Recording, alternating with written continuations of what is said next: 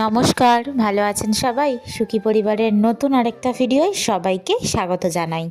আজকে রবিবার, সাথে বাড়িতে সবাই রয়েছে, তো সেই দিনে মাংস হবে না তাহলে তো হয়েছে, সকলের খাওয়াটাই হয়তো সেদিন ভালো করে হবে না।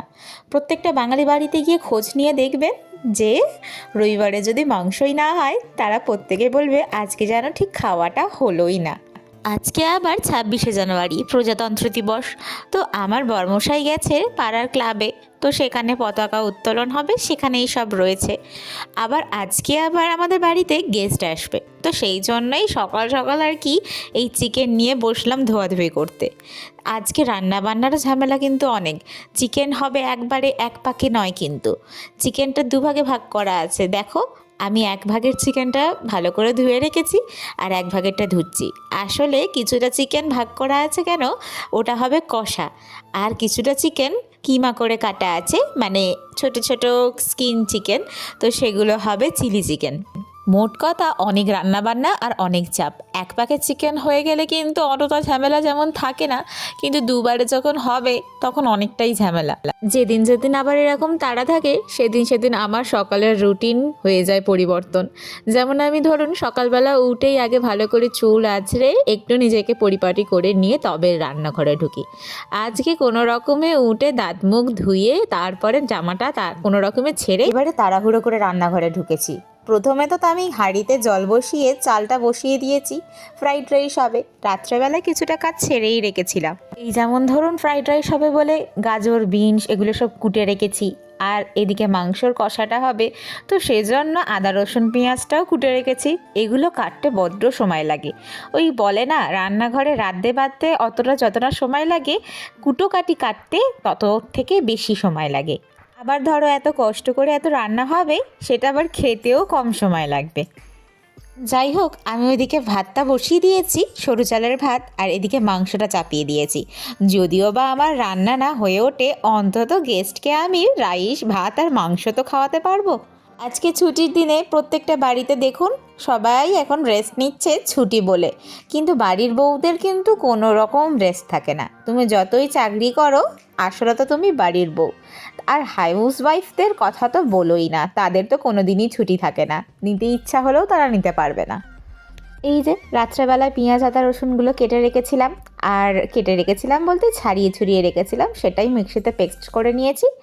আর যে চিলি চিকেনটা হবে সেটার খালি কাটবো, কারণ ক্যাপসিকাম যদি আমি কেটে রাখি ফ্রিজে একটু নেতিয়ে যায়, তাই কিছুটা ক্যাপসিকাম কাটবো।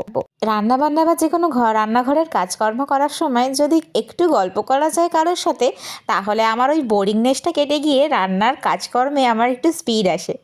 তাই ক্যামেরা একদিকে সেটিং করে নিয়ে বসে পড়লুম। আর সাথে তো আমার মেয়ে আছেই, ওই দিকেও সামলাচ্ছি এদিকেও সামলাচ্ছি। এদিকে বাটাবুটি করতে করতে হাঁড়ির জলটা গরম হয়ে গেছে। আমাদের আবার গ্যাসটা শীতকালে একটু কম জ্বলে, তোমাদেরও বাড়িতে হয় কি না এটা বলো হ্যাঁ আমাকে কমেন্টে।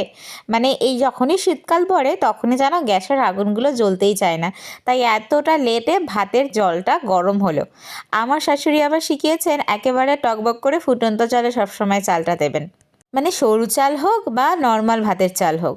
তাই চালটা কিছুক্ষণ ভিজিয়ে রেখেছিলাম, আর ভাতের জলটা গরম হয়ে আসতেই আমি চালটা দিয়ে দিচ্ছি। মাংসটা কিন্তু ভালো মতনই কষা হয়ে গেছে।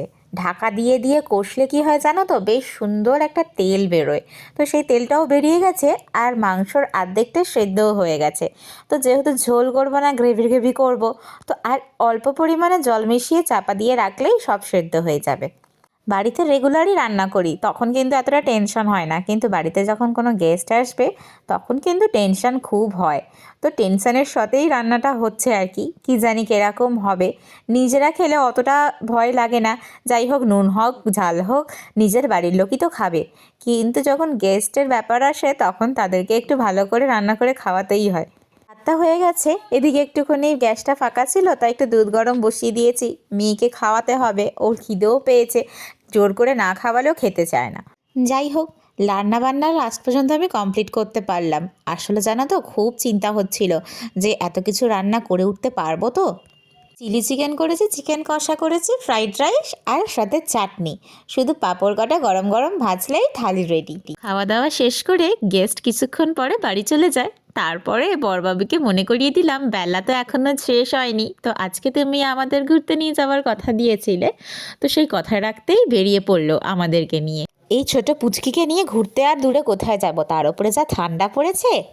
এই গণ্ডি সীমানার ভেতরেই ঘোরাফেরাটা হবে আর কি। এই যেমন ধরো মায়ের কাছে মেয়েকে রেখে আসবো, তারপরে একটুখানি যাব এই তাঁতই শোনার জন্য দুটো শীতের ভালো জামা কিনতে। রোজ রাতে তাঁতইয়ের গায়ে ব্ল্যাঙ্কেট থাকছে না, তো সেজন্য গেঞ্জির ফুল হাতা জামা প্যান্ট নিতে যাচ্ছি আর কি। আমরা চলে এলাম হাওড়া মার্কেটে, আর হাওড়া মার্কেটে এসেও আমরা বাজার কলকাতাতেই এলাম। হাওড়ায় কিন্তু খুব বড় মার্কেট, কিন্তু তিনি হচ্ছেন আবার ঘোরাফিরে কোনো রকম জামা কাপড় কিনবেন না। উনি হচ্ছেন একবারে মলে ঢুকবেন, ওখানেই সব কিছু পাওয়া যায়, ছেলে মেয়ে বাচ্চা সকলের জামা ওখান থেকেই কিনে বাড়ি ফিরবেন। যাই হোক, কেনাকাটা কমপ্লিট করে ফুচকা খেয়ে তাঁতইকে নিয়ে বাড়ি চলে এলাম। তো যাই হোক, আজকের ছুটির দিনের রবিবারটা আমাদের তিনজনের এরকমই কাটলো, তো মোটামুটি ভালোই কাটলো অন্যান্য দিনের তুলনায়। তো চলো, ভিডিওটা আজকে এখানেই শেষ করছি।